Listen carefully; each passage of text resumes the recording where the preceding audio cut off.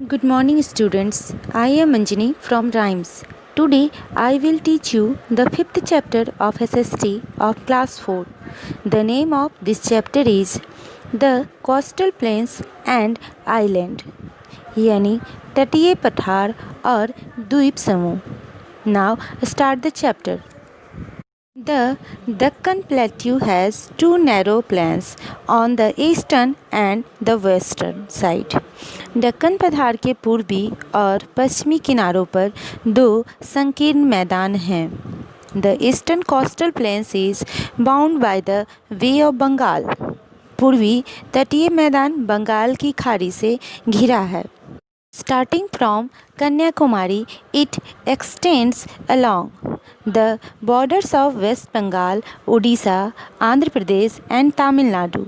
कन्याकुमारी से शुरू होकर यह पश्चिमी बंगाल, उड़ीसा, आंध्र प्रदेश और तमिलनाडु तक फैला हुआ है. The mountains of the eastern Ghats lie on the western side of the coastal plains. पूर्वी घाट के पहाड़ तटीय मैदान के पश्चिमी इलाके में स्थित है. The western coastal plains start from Kanyakumari and moves up to the western borders of Kerala, Karnataka, Goa, Maharashtra, landing up to the Gulf of Kutch in Gujarat. पश्चिमी तटीय मैदान कन्याकुमारी से शुरू होता है और केरल, कर्नाटक, गोवा, महाराष्ट्र की पश्चिमी सीमाओं तक जाती है और गुजरात में कच्छ की खाड़ी तक यह पहुंची हुई है, यानी यह वहां तक है. The western Ghat lie to east of this plain. पश्चिमी घाट इस मैदान के पूर्व में स्थित है. The southern triangle is bounded by Bay of Bengal in the east, Arabian Sea in the west and the Indian Ocean in the south. दक्षिण त्रिकोण पूर्व में बंगाल की खाड़ी, पश्चिम में अरब सागर और दक्षिण में हिंद महासागर से घिरा हुआ है. A piece of land surrounding by sea on three sides is known as peninsula. तीन तरह से समुद्र से घिरी भूमि का हिस्सा प्रायद्वीप के रूप में जाना जाता है. Our country is also referred to as the Indian Peninsula. हमारे देश को प्रायद्वीप भी कहा जाता है. The coastal area are important for us in more than one ways. तटीय क्षेत्र बहुत रूपों से हमारे लिए एक नहीं, एक से कई और रूपों में हमारे लिए महत्वपूर्ण है. Important seaport have developed along the coastal plains. तटीय मैदानों के साथ महत्वपूर्ण समुद्री बंदरगाह विकसित हुए हैं. These ports are our windows to the world. यह बंदरगाह दुनिया के लिए हमारे खिड़की है. ये हम कह सकते हैं कि हमारे लिए खिड़की की तरह है दुनिया को देखने और जानने के लिए. International trade is carried on through these ports. इन बंदरगाहों के माध्यम से अंतर्राष्ट्रीय व्यापार किया जाता है. Light and high value goods are being transported by air. हल्के और कीमती सामानों को हवा के मार्ग से ले जाया जा रहा है. But the bulk of our international trade is still being carried out by sea. लेकिन हमारे अंतर्राष्ट्रीय व्यापार के जो थोक व्यापार हैं, जहाँ अधिक मात्रा में सामानों को लाया पहुँचाया जाता है, वे अभी भी समुद्री मार्ग के द्वारा ही किया जा रहा है. The long sea coast on both side of the peninsula is also important for the fishing trade. मछली पकड़ने के व्यापार के लिए यह प्रायद्वीप के दोनों किनारों पर लंबा समुद्री तट भी बहुत ही महत्वपूर्ण है. The sea fish are consumed with in the country and also exported to foreign countries. समुद्री मछली का सेवन देश में भी किया जाता है और इसके अलावे इसे विदेशों में भी निर्यात किया जाता है. The sea beaches, especially in Goa, are favorite with the tourists from all over the world. दुनिया भर के जो पर्यटक हैं, जो घूमने वाले लोग हैं, उनके लिए गोवा का बीच सबसे ज़्यादा प्रसिद्ध और पसंदीदा है. The tourists are also attracted by special water festivals like the boat race in Kerala and water sports like surfing and yachting. Kerala में नौका दौड़ और सर्फिंग और नौकायान जैसी पानी के कई खेल विशेष रूप से जल त्योहार के कारण यहाँ पर्यटक जो होते हैं वो काफ़ी आकर्षित होते हैं। उन्हें यहाँ आकर ये सब देखना काफ़ी अच्छा लगता है। The western coastal plains has the Konkan coast in the middle and the Malabar coast in the south. पश्चिमी तटीय मैदान के मध्य में कोंकण तट और दक्षिण में मलाबार तट स्थित है। The Gujarat coast lie in the northern part. Gujarat तट उत्तरी भाग में स्थित है। The gulf of Kutch and the gulf of Khambhat are on the western side of the Gujarat coast. Kutch की खाड़ी और खंबात की खाड़ी गुजरात के तट के पश्चिमी किनारे पर स्थित हैं। A gulf is a narrow part of the sea entering the mainland. एक खाड़ी मुख्य भूमि में प्रवेश करने वाले समुद्र का एक संकीर्ण हिस्सा है। The Konkan coast lie in narrow. Konkan तट की रेखा संकीर्ण है। The land is rocky. यह धरती पथरीली है। Light house near the Mumbai sea ports help ship in avoiding the rocks. Mumbai समुद्री बंदरगाह के पास जो प्रकाश स्तंभ है वह चट्टान से बचाने में जहाज़ों की मदद करते हैं।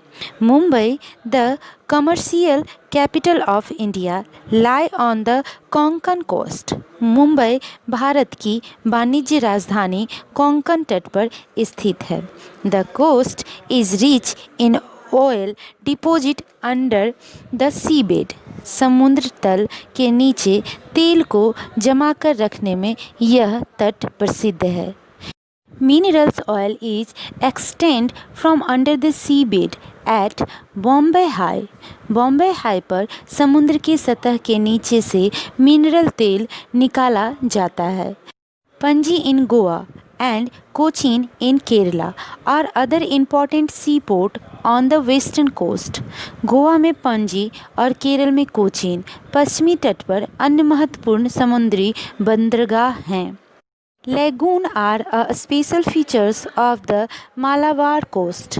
लैगून मालाबार तट की एक मुख्य विशेषता है। There are saltwater lake getting cut off from the main sea.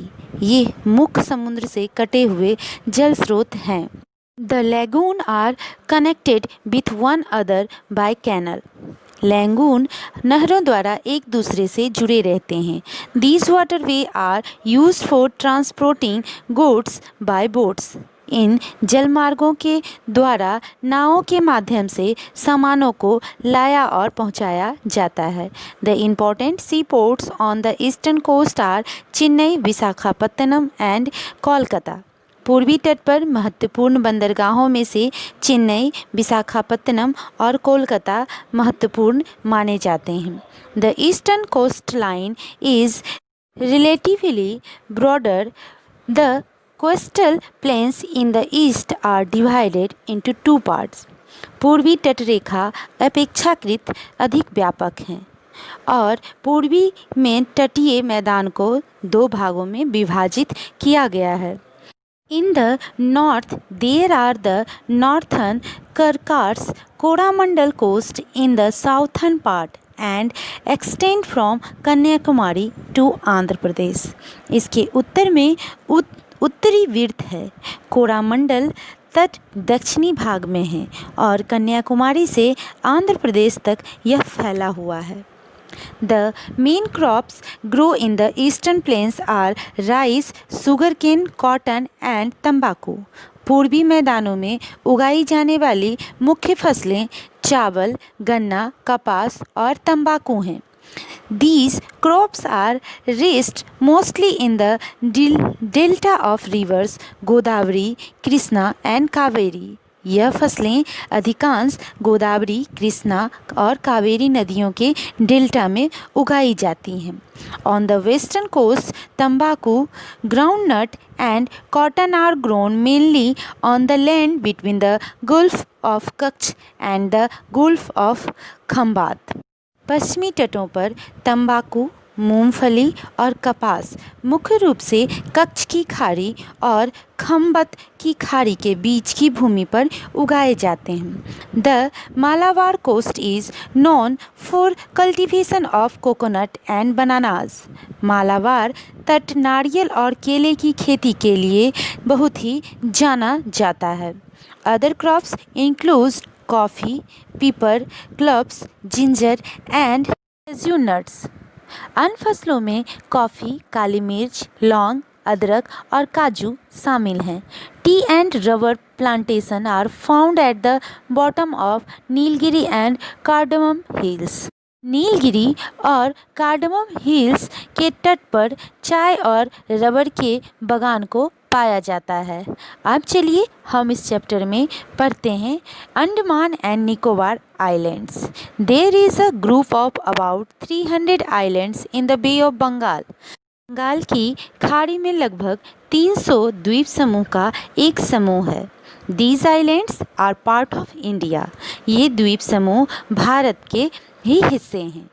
During British rule these were known as kala pani. British नियमों के हिसाब से ये काला पानी के नाम से जाने जाते हैं। Only some of the islands have human population.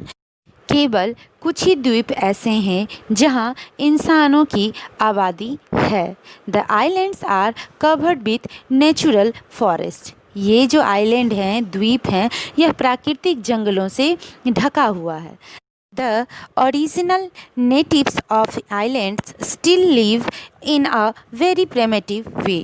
द्वीप के मूल निवासी अभी भी बहुत आदिम तरीकों से यहाँ रहते हैं। Some tribes still do not have connects with modern world. कुछ जो जनजाति हैं वो आज भी इस आधुनिक दुनिया से कोई संपर्क में नहीं है, यानी उनका इस दुनिया से कोई संपर्क नहीं है। There is an active volcano on the Barren island. बंजर द्वीप पर एक एक्टिव ज्वालामुखी है। Last time this volcano erupted in 1991। आखिरी बार इस ज्वालामुखी से 1991 में विस्फोट हुआ था। Large quantities of hot liquid called lava was thrown out of the opening on the top of the conical hills. लावा नाम का यह तरल पदार्थ बहुत ही बड़ी मात्रा में इस कॉनिकल हिल के ऊपर वाले हिस्से से खुल जाने पर फेंका गया था, यानी फेंक दिया गया था। The islands are becoming an attractive tourist spot. यह द्वीप आजकल के पर्यटकों के लिए बहुत ही आकर्षक स्थल बन गया है। Next topic is Lakshadweep islands. These islands are located in the Arabian sea near the Malabar coast. यह द्वीप मालाबार तट के पास अरब सागर में स्थित हैं। Many of these islands have no human habitation. इसमें से कई द्वीपों पे मानव की बस्ती, इंसानों की बस्ती नहीं है। Most of these R ring shaped coral islands. इसमें से अधिकांश जो आइलैंड्स हैं उनका शेप रिंग के आकार का मूंगा द्वीप है। Coconut trees abound on the islands. नारियल के पेड़ इस आइलैंड के चारों ओर उगते हैं। Rats destroy much of the coconut crop.